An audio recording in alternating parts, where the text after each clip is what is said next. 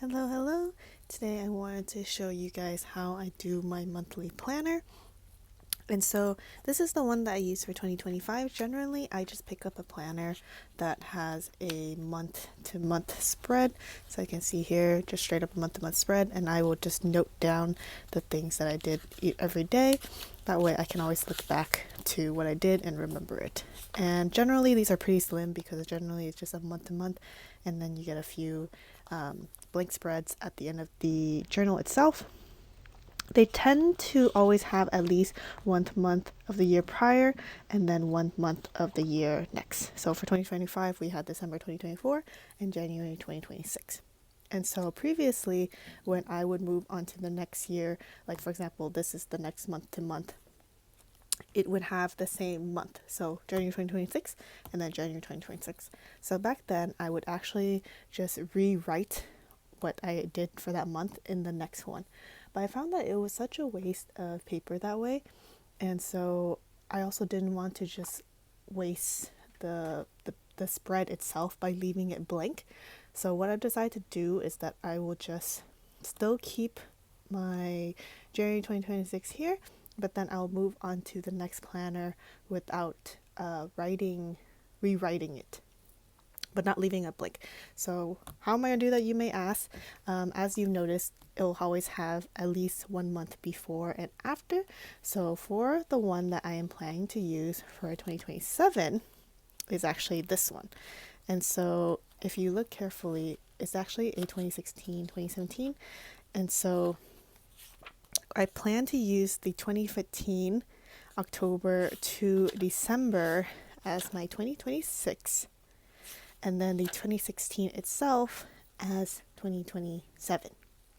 And so this is my plan. And then towards the end of this book, same thing, we get March, February, and January of the next month.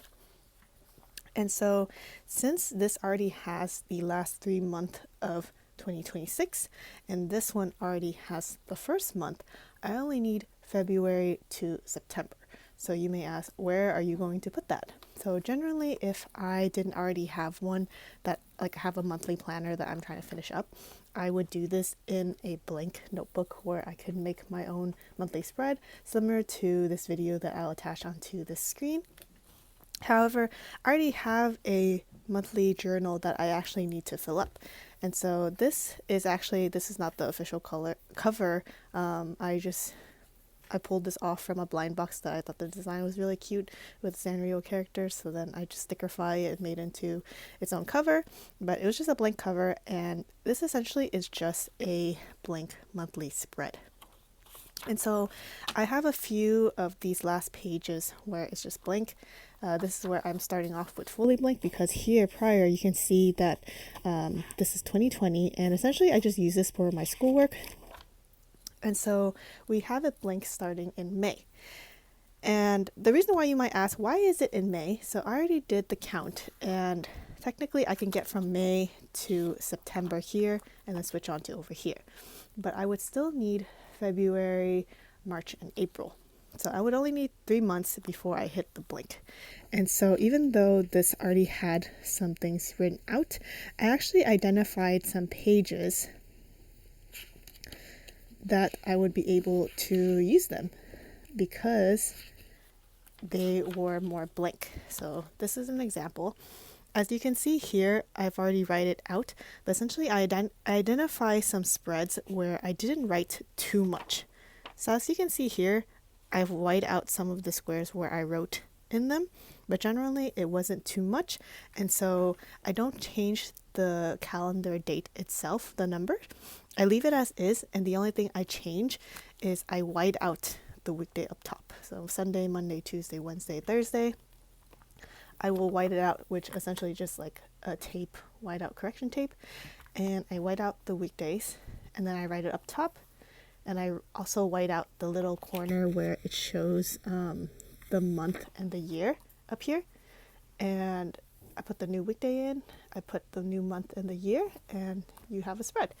So I did this for April, February, and March, and I'll give you guys a quick preview, but this is my March one, so I just decorated with stickers, and yeah, that is the goal. So I'll have January here, And then from here, I'll have February to September, and then I'll finish up with October to December in here before moving into the next year of 2027 in this one.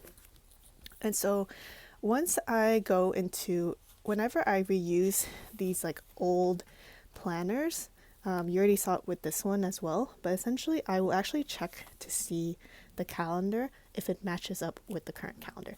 So an example of this is for this one, I have an October 2026 calendar here. And as you can see, the first starts on a Thursday and the last day, 31st, is on a Saturday. And so I will just reference here. First is already on a Thursday and 31st is already on a Saturday. So this is actually already good to go. I don't have to make any changes to this. The only thing I need to do is white out the 15 and then make this 26 and I will be good to go. And so I do the same check for each month. And so here we'll also have November. So November is Sundays on the 1st. And then the last day is 30 on a Monday. And same thing. Already 30s on a Monday and 1st is on a Sunday. So this is good to go. And I already checked for December as well. This is good to go. So I don't have to make any changes here. And then for the same thing for 2027, white this out, make it 27. Just check each of the days to see if it already lines up with the weekday. If not, then I'll white it out. I've already started to do these. So like for example, here in March, the weekdays might be wrong. I have to go back and check, but I've already whited out.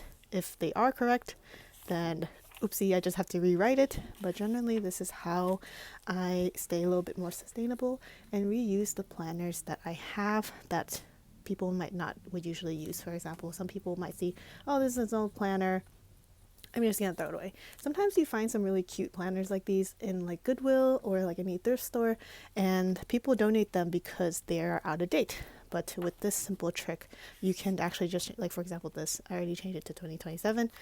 You just have to change them and then you'll be able to give them a new life.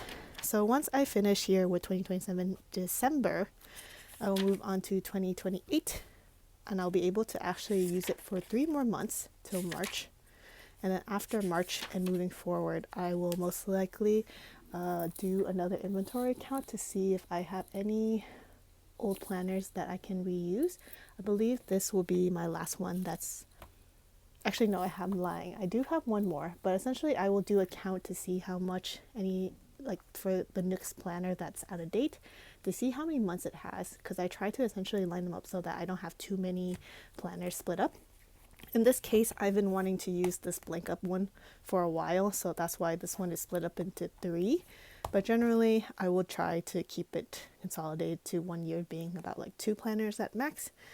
But yes, this is a handy dandy tip for you guys if you guys are into journaling and just sustainability, trying to use up what you already have, or you know, being more frugal and saving money with, for example, buying planners that you would buy at the thrift store that's out of date.